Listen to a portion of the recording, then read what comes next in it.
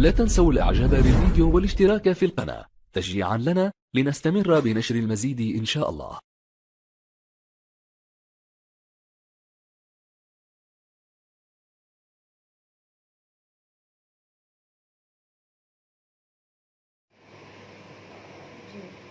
شايفين بقى جمال البطاطس بتاعتنا، صينية بطاطس باللحمة المفرومة بقى، ما اقولكوش على جمالها. حاجات بقى كده جميلة ان شاء الله. مع بعض اهي، شايفين بقى جمالها، حاجة بقى كده ما اقولكوش. نشوف بقى الخطوات معانا ونشوف. ازيكم يا بنات، عاملين ايه؟ وحشتوني. هعمل لكم النهارده بطاطس باللحمه المفرومه. هنعمل بطاطس باللحمه المفرومه ازاي؟ هتبقى كده بقى بالجبنه الموتزاريلا بقى والشيدر كده وشويه البهارات والتكات بقى، وايه ما تقولوش، صينيه في الفرن. هتبقى بقى حاجه كده. هنشوف بقى معانا ايه ونقول لبعض المقادير. تمام؟ بطاطس بس بلحمه مفرومه. يلا نبدا المقادير. معانا بقى يا حبايب قلبي حوالي نص كيلو لحمه مفرومه. اي لحمه مفرومه عندك، سواء تفرميها او هي مفرومه جاهزه. عايزه تعملي ربع كيلو اعملي، عايزه تعملي 8 كيلو اعملي، عايزه تعملي كيلو اعملي، على حسب المقدار اللي عندك والصينيه اللي انت هتعملي فيها. معانا هنا حوالي نص كيلو، وده هي دهن اللحمه. هو دهن كده من اللي هو بفرول، ده بتفرم. لازم يبقى عندنا اللحمه بتاعتنا فيها نسبه دهون، لان دي لحمه حمراء، فلقيتها ما هياش فيها دهون، حبيت ان انا ايه، انا ده مفرزاه عندي كده في الفريزر، لما احتاج للدهون اقوم حاطه عليه كده. معانا بقى المقادير من اول اهو. معانا نص كيلو لحمه مفروم بتاعتنا اللي فيها نسبه الدهون. معانا بصله كبيره مفرومه بس حط عليها قرن شطه احمر، فعشان كده محمرها شويه. هناخد طبعا معلقه ملح. معانا بطاطس مسلوقه اهي، بس انا سلقاها بحالها عشان مش عايزاها تشرب الميه، عشان ايه، تبقى مفروله ما تبقاش كلها ميه. معانا البطاطس المسلوقه بتاعتنا. معانا نص كوبايه لبن حليب. معانا معلقتين دقيق. معانا معلقتين، هناخد بس معلقتين زيت، ده زيت نباتي عادي. معانا البهارات بتاعتنا بقى على حسب هنحطه دلوقتي ايه قدامنا مع بعض. ومعانا الجبنه الموتزاريلا بتاعتنا والجبنه الشيدر، وبرده على حسب ذوقك. لو عندك شيدر بس هنحط، ما عندكيش خالص هقولك ما تحطيش، ممكن ما تحطيش جبنه. تمام؟ نشوف مع بعض بقى نعمل ايه. هنقلب الجبنه هنهرس الاول اللحمه بتاعتنا. معلش يا جماعه، البطاطس بتاعتنا دي هنهرسها خالص لحد ما نخليها ناعمه خالص، ما فيش فيها اي حاجه. تمام؟ انا عايزاكم بقى ما تنسونوش في اللايك والاشتراك. تفعيل الجرس، اللي اول مره يشوف قناتي مطبخ حنان الكيلاني يجيبني ويتفرج عليا ولاخر الفيديو. تمام؟ هنضيف بقى مع بعض كده نص كوبايه الحليب بتاعتنا دي على البطاطس بعد ما هرسناها قوي جدا طبعا، علشان ما يبقاش فيها كتل. انا على طول ماسكه البصل. وهنضيف مع بعض الملح بتاعنا.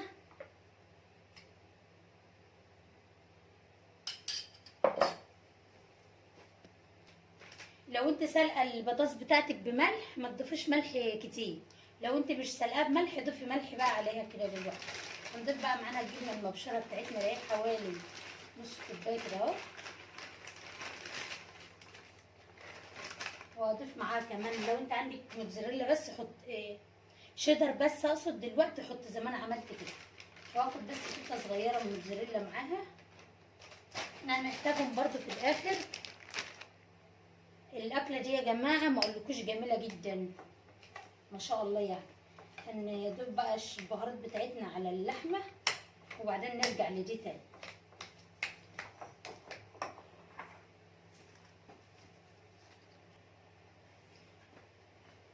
هضيف البصله، شوفوا انا ماسكه ايه في ايدي، بيضه بلدي بتاعت الفرخ. هنضيف الدقيق، الزيت. بصوا بقى الزيت هنضيف ايه ادي معلقه، ادي 2، ادي 3. تمام. البيضه بقى الصغنونه الحلقه دي هنضيفها كده اهو كلها. بسم الله الرحمن الرحيم. ان شاء الله. هنضيف بقى معلقه ذره كده من جوز الطيب عشان ريحه الزفاره، وهنضيف بقى البهارات بتاعتنا. هنجيب معلقه نضيفها، وناخد بقى معانا ربع معلقه كزبره، ربع معلقه فلفل اسمر، ربع معلقه 7 بهارات. هناخد بقى معلقه كبيره كده اهو بابريكا، معلقه كبيره بابريكا. هناخد ربع معلقه شطه صغننه كده، لا احنا حاطين شطه في اللي مش حاطط شطه في البصل يحط شطه. تمام كده خلاص. هنلف دول ببعض ونشوف هنعمل ايه. هنضيف بقى معلقه ملح لان عشان اللحمه لازم تاخد حدقها غير البطاطس. طبعا هنضيف بقى معلقه زبده. انا كده عامله اللحمه بتاعتي ما شاء الله جميله اهي، فل اهي. معلقه زبده كده اهوت على البطاطس عشان نعملها بيها، نلفها بيها. تمام. بهارات برضو كده خفيفه على حطينا شويه بابريكا وفلفل اسمر اهو عشان تاخد طعم البهارات برضو، بس ايه حبات صغننين كده. كده خلاص. معايا بقى يا حبايبي شويه صلصه كده، طماطم، كيس صلصه زي ما انت عايز في قاع الصينيه بس بتاعتك، شويه صغننين. معانا قرن فلفل كده اهوت، لو عندك اصفر حطي، عندك زي ده كده حطي. شطه زي على حسب ذوقك يعني. تمام. هنشوف بقى نعمل ايه. بسم الله الرحمن الرحيم. معانا اللحمه بتاعتنا كده اهو، هنشيلها في ايدنا كده اهو، نعملها كده حبايبي. انا باينه؟ لا ايدك بس. ما هو هاتي حاجه كده عشان حبايب قلبي يشوف.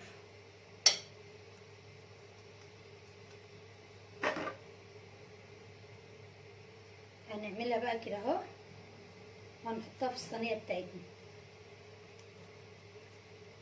تمام كده. نعمل كمان واحده.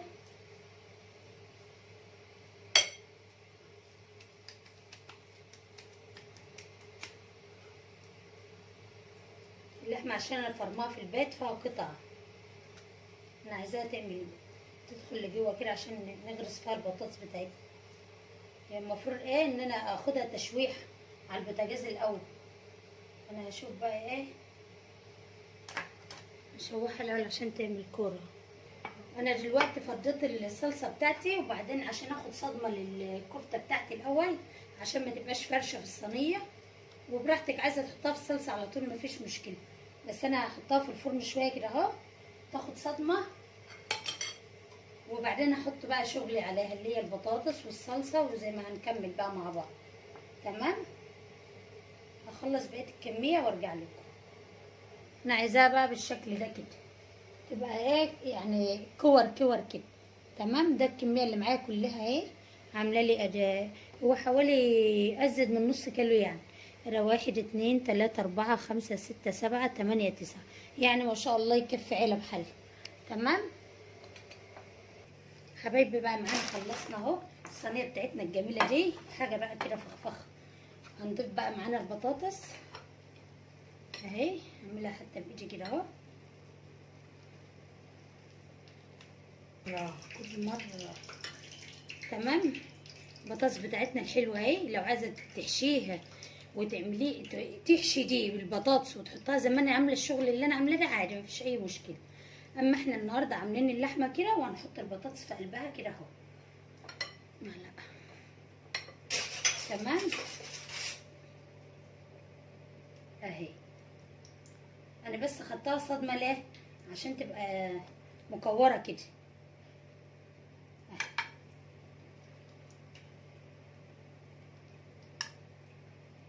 حلوه وجميله وريحتها جميله وتغيير وكده يعني ابدعي كده، ابدعي، احنا عايزينكم تابدعوا وربنا يحسن ما بين ايديكم وتعملوا احلى من كده كمان. بس احنا يا جماعه بنقول ايه، نعمل لكم اي حاجه تغيير. الولاد بيحبوا التغيير وهو كله اكل، بس تغيير حلو.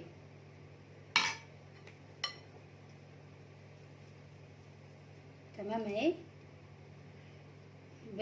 اكلة الابابير اللي اقصد عيش او اي فينو عندك، اي عيش فينو بتبقى حلوه. عايزاها بمكرونه او برز بشعريه مفيش مشكله، بس انا عاملاها النهارده كده لوحدها، وعندنا عيش بقى نغمس بيه.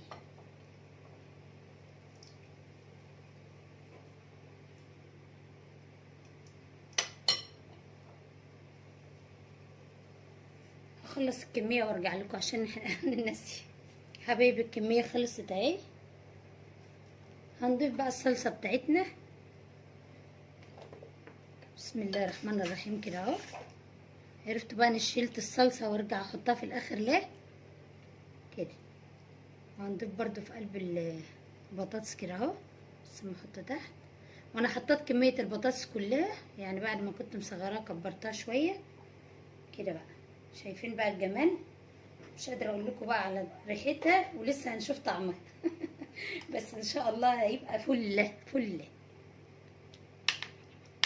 عايزه تعملي كده هتطلعي بقى اما تطلع من الفرن عامه هوريها لكم وهتشوفوا جمالها بقى وفخامتها. متنسوناش بقى يا حبايبي في اللايك والاشتراك عشان يوصل لكم كل جديد مني. لو يعجبكم قناتي مطبخ حنان الكيلاني اللي اول مره يشوفني، واللي عايز اي حاجه يكتب لي في الكومنتات اللي هي التعليقات يعني، وانا اعملها له ان شاء الله. في بنات كتير طالبين مني حاجات كتير، وباذن الله ايه ربنا يسهل واكون عند حسن ظنهم واعملها لهم. جبنه موتزاريلا لو شدر بس ماشي. وعلى فكره هي محلاها في الجبنه يا بنات، يعني ايه لو ربع كيلو جبنه بس كده يبقى عندك في الثلاجه تعملي منه.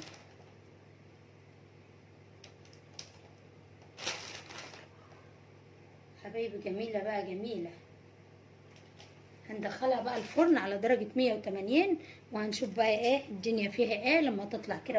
اوريلكم جمالها. معانا حبايبي صينيتنا الجميله طلعت اهي من الفرن. بس بقى معلش هقول لكم على حاجه عشان ما تقولوش ايه تفكروا ان انا ليه نقلتها من مكانها. والله الصينيه فرقعت مني في الفرن، بس الحمد لله قدر الله ما شاء فعل. بس عشان ما تقولوش ايه ده هي نقلتها ولا كده ولا كده. والله حرقت ايدي وعورت ايدي وقد عورت رحمه كمان. ماشي كده خلاص. معانا بقى صينيتنا